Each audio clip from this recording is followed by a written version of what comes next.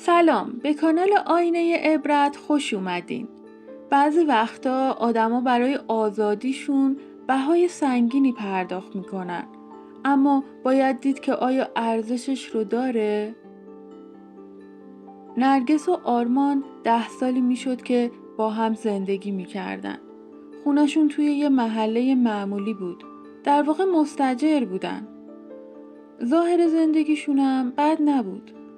یه دختر ناز و باهوش داشتن به اسم نیلا. آرمان درآمدی بدی نداشت. نرگس هم که خونه دار بود و همه وقتشو گذاشته بود واسه نیلا و خونه و زندگیش. همه چیه زندگیشون خوب بود. فقط یه مشکلی وجود داشت. اینکه آرمان خیلی زود عصبانی میشد و از کوره در میرفت. دست خودش هم نبودا و بعدش زود پشیمون میشد، اما تو عصبانیتش آرامش رو از خونه میگرفت. نرگس هم کاری نمیتونست بکنه جز اینکه مواقع عصبانیت آرمان ساکت بمونه و چیزی نگه. میدونست اگه اعتراض بکنه باید جدا بشه، چون آرمان بارها خواسته بود این اخلاقش رو ترک بده اما نمیتونست. آرمان حتی اهل دوست و رفیق و رفت و آمدم نبود. همیشه تو خونه بودن. فقط با خانواده هاشون رفت و آمد داشتن، اونم خیلی کم.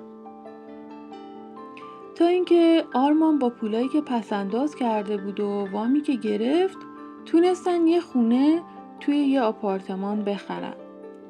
واحد بغلی یه پیرزن پیرمردی بودن که یه پسر مجرد داشتن به اسم شهاب. اونا کسی رو توی اون شهر نداشتن، بنابراین شروع کردن به رفت و آمد با آرمان و نرگس. آرمانم از رفت و آمد خوشش نمی اومد، ولی دلش براشون میسوخت و چیزی نمی گفت. کم کم آرمان و شهاب با هم یه مقدار صمیمی شدن. شهاب هم میدید که آرمان به فکر تفریح خانواده‌اش نیست، خیلی وقتا به زور آرمان و خانواده‌اش رو میبرد بیرون و تفریح. حتی چند باری هم با هم مسافرت رفتن. نرگس از اینکه با اومدن شهاب زندگیش تغییر کرده خوشحال بود. اما کم کم از آرمان فاصله گرفت و به شهاب نزدیکتر شد، چون شهاب دقیقاً مثل خودش بود. اهل تفریح و خوشگذرونی و مهمونی. هرچی که میگذشت با خودش میگفت اصلا چرا من باید زندگی با کسی مثل آرمان رو تحمل کنم؟ مگه چند بار به دنیا میام؟ رفته رفته روابط بین آرمان و نرگس سردتر شد و از طرفی نرگس به شهاب علاقه‌مند شده بود و حس میکرد شهاب هم همین حسو داره. از نگاهاش معلوم بود. یه بار که شهاب خونشون بود، آرمان سر دیر حاضر شدن غذا عصبانی شد و شروع کرد به داد و بیداد. نرگس هم که دیگه انگار دل و جرأت پیدا کرده بود و شهابو کنارش میدید، جلوی آرمان وایساد و جوابشو داد. دعوا بالا گرفت. شهاب هم هر کاری کرد نتونست آرمانو آروم کنه. نرگس هم همه حرفایی که اون چند سال تو دلش مونده بود و گفت. اوضاع جوری شد که دیگه نمیشد ادامه پیدا کنه. برای همین نرگس وسایلش رو جمع کرد و دست نیلا رو گرفت و رفت خونه پدرش. چند روز بعدم درخواست طلاق داد. فکر میکرد شاید شهاب بهش زنگ بزنه و ابراز علاقه کنه، اما از وقتی رفت هیچ خبری از شهاب نشد. برگشتن خونه پدر با بچه خیلی سخت بود، ولی از طرفی احساس میکرد آزاد شده. بعد از یه مدت شنید که شهاب ازدواج کرده و رفته توی شهر دیگه و با همسرش زندگی میکنه. نرگس احساس تنهایی میکرد. بزرگ کردن بچه به تنهایی خیلی سخت بود. باید کار میکرد و خرج زندگیشو در میآورد، اما کاری بلد نبود. همه جا دنبال کار بود. هر جا میرفت نمیشد و دوباره برمیگشت. شرایط خیلی سختی داشت. از طرفی شنید که آرمانم با یه دختر پولدار و خوشگل ازدواج کرده و چون دختر خیلی بهش سر داشت جرئت نمیکرد سرش داد و بیداد کنه.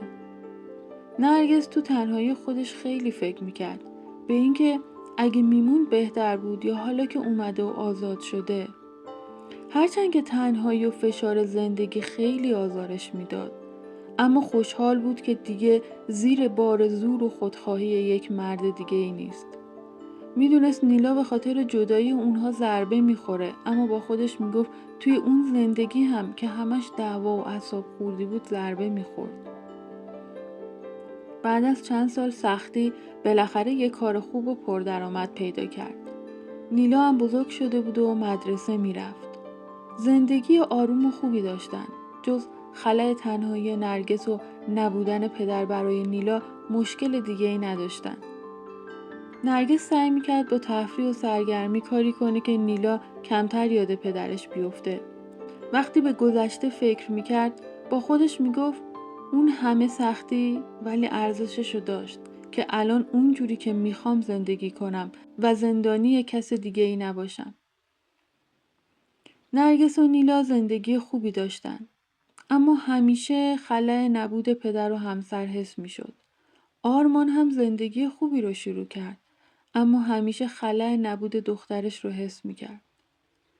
ای کاش همه آدما قبل از ازدواج تمام تلاششون رو میکردن که با شناخت کافی وارد بشن و بعد از ازدواج با وجود مشکلات و به امید حل شدنشون بچه دار نشن.